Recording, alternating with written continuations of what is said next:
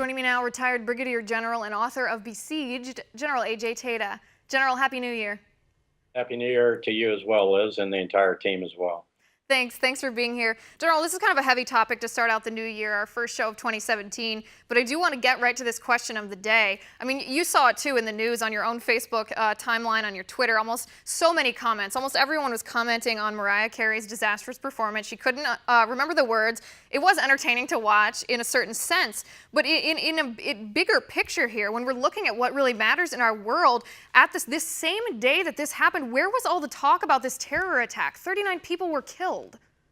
Well, Liz, I think right now the leadership of our country has so numbed us to terrorism, national security, all the issues that we should be concerned about, that our president should be concerned about.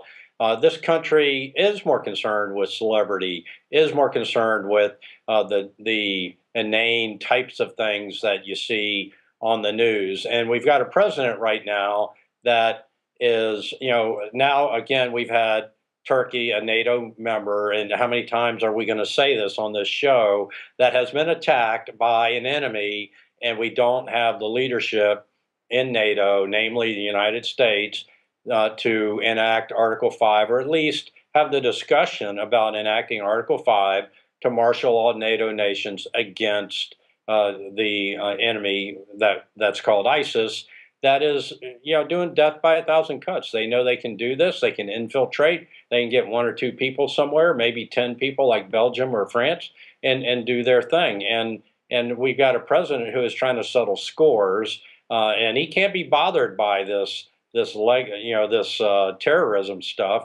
He's trying to make sure that he pokes his finger in the eye of Netanyahu, that he's doing things that will blame the Russians for the Democrat loss, because it couldn't be any other reason, right? Right. Delegitimize Trump. That's the only thing that his goal is. General, this is so frustrating to me. This is the train we've seen. Like you said, you and I talk about this week in and week out.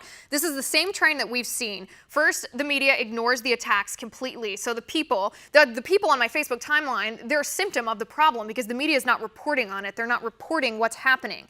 Then there's the refusal by our government to actually recognize the motivation for these attacks, because it is sometimes hard, I think, to look to another country and say, oh, how do I relate to this attack that happened in the Middle East? Well, this does relate to us because the motivation for the attacks there and the motivation for the attacks here are the same.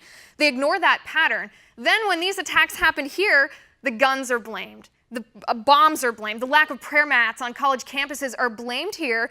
And meanwhile, this attack in Turkey says to me that ISIS is not contained, that they know no boundaries. They're willing to attack any nation that doesn't want to be part of their caliphate. Well, I mean, where's our update on where we are on Mosul? If there was good news, Liz, Ash Carter would be, pumping his chest, talking about how deep we've driven into Mosul. And there's not good news there. And this is, again, ISIS saying, not only are we sticking it to you in Mosul and maintaining our block there, we're everywhere we need to be and want to be, and we can do out-of-area operations, which are important for ISIS to be able to say to do.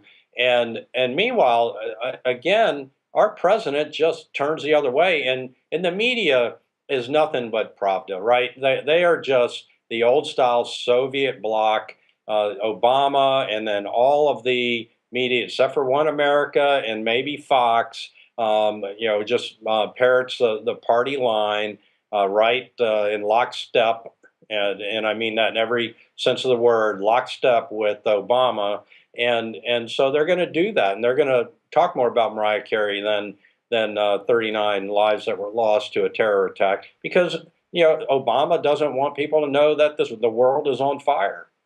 Right, he doesn't want to identify the threat because that threat could very well attack here. No, and I think you make a really good point about Mosul here. I mean, it was Ash Carter, Secretary of Defense Ash Carter, who said that it was very possible that Mosul could be retaken by January 20th, by the time Trump was president. By my watch, that's 17 days, and we certainly haven't heard much. General, let me ask you about something else that you said before. You mentioned that Turkey's a NATO member. That's true. There hasn't been any talk about that either, but U.S. intelligence warned Turkey, according to reports, that there was an impending attack set to happen in their nation. We have some video that we want to show just on the side of the screen here for people to look at. This happened the day before the attack. This was the attacker, outside of the nightclub before he went in.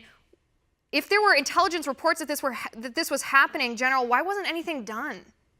Well, there was a police officer outside. That was the first individual shot, and it's hard to, when you talk about a big city, as Istanbul, we're talking about hundreds of places that could be attacked, and you're talking about one person and identifying that, and it's a really hard thing to defend against, and again, to me, these transnational threats.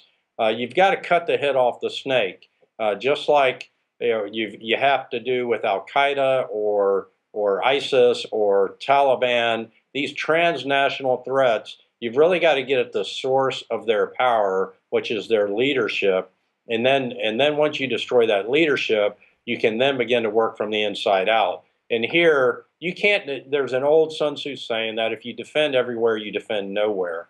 And so we gave them some intelligence. That's probably us trying to take some credit for, hey, we did what we could do. And then it was probably not very specific. There was probably some chatter. And then, heightened security. And so they probably had one guard out front who caught an AK-47 round in the chest as he was standing there. And that's the thing about defending everywhere. You really end up defending nowhere. Right, and I think that goes back to, again, what you and I have talked about many times, that you can't fight the methodology of these types of attacks. You have to fight the ideology, or it just doesn't work. It happens because there's always going to be a crazy person, there's always going to be a gun, there's always going to be the ability to build a bomb until you wipe out the ideology that motivates them. These are the types of attacks we're going to see. General, thanks so much for being on the show today. It was great to talk to you, sir.